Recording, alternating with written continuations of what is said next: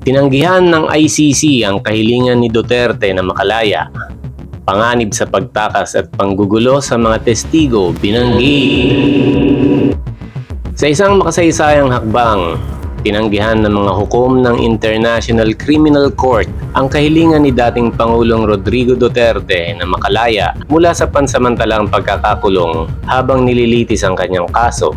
Ang desisyon ay inilabas sa The Hague, Netherlands at naglalaman ng matibay na paliwanag kung bakit hindi maaaring pagkatiwalaan si Duterte na pansamantalang palayain habang nasa jurisdiksyon ng korte.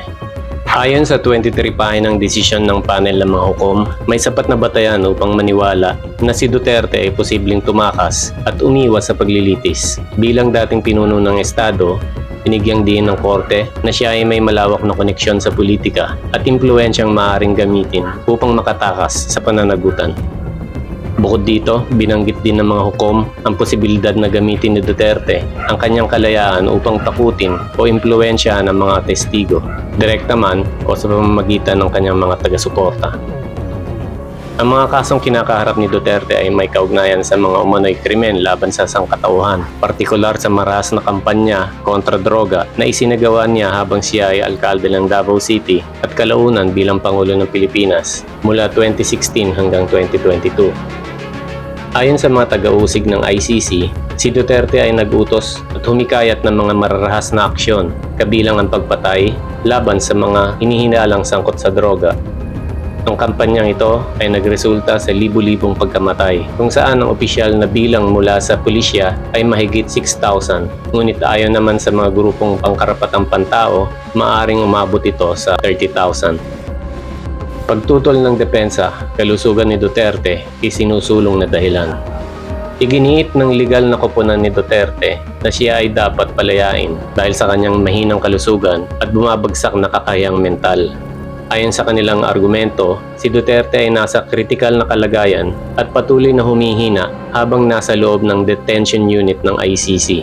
Isinumite nila ang mga dokumento na nagsasabing bumaba ang kakayahan ni Duterte sa pag-iisip at hindi na siya makakatulong sa kanyang mga abogado sa pagharap sa kaso. Tinuligsa ng kanyang abogado na si Nick Kaufman ang desisyon ng korte at tinawag itong mali habang inilarawan si Duterte bilang isang mahina at may kapansanan sa pag-iisip sa edad na 80. Gayunpaman, hindi ito naging sapat upang kumbinsihin ang mga hukom. Sa kanilang desisyon, binigyang diin nila na ang kalayaan ni Duterte ay maaaring magdulot ng panganib sa integridad ng proseso ng hustisya. Nauna nang ipinagpaliban ng korte ang isang pagdinig upang maisagawa ang mas masusing pagsusuri sa kanyang kalagayang medikal. Ngunit sa kabila nito, nanindigan ng mga hukom na hindi siya dapat palayain. Reaksyon ng mga biktima at mga grupong pangkarapatang pantao. Samantala, ikinatuwa ng mga grupong pangkarapatang pantao at ng mga pamilya ng mga biktima ng kampanya kontra droga ang desisyon ng ICC. Ayon sa mga organisasyong Sentro at Coalition Against Trafficking in Women Asia Pacific, ito ay isang malakas na tagumpay para sa hustisya at pananagutan.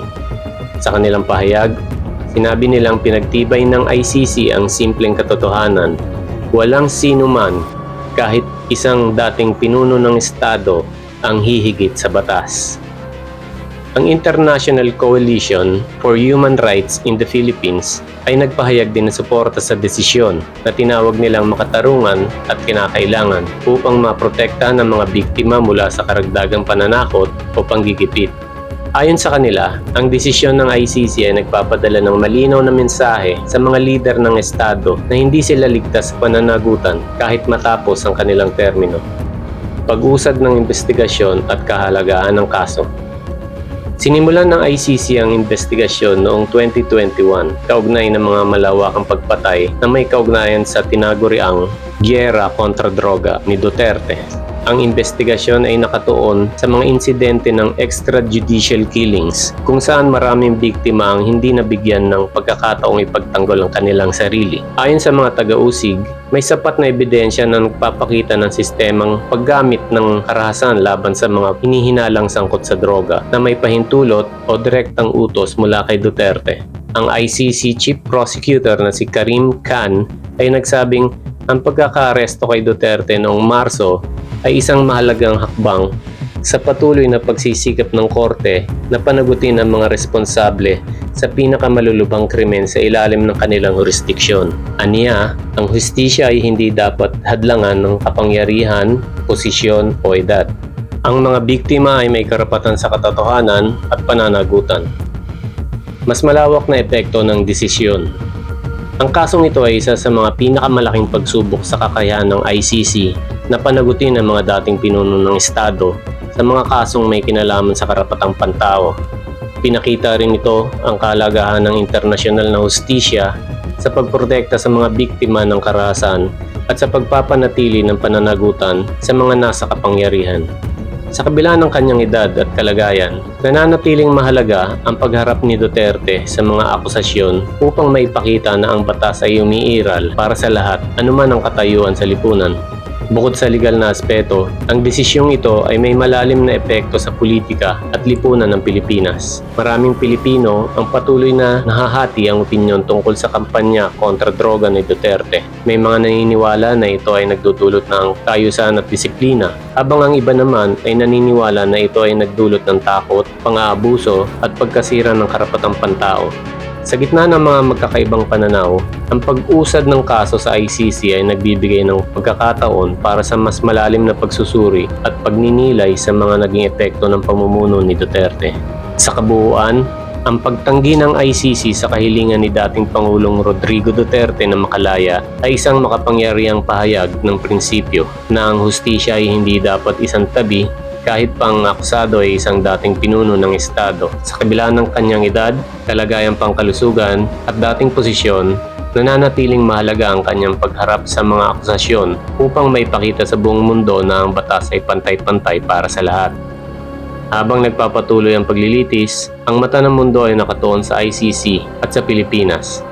Umaasang ang katarungan ay mananaig para sa mga biktima ng karahasan at para sa kinabukasan ng karapatang pantao sa bansa.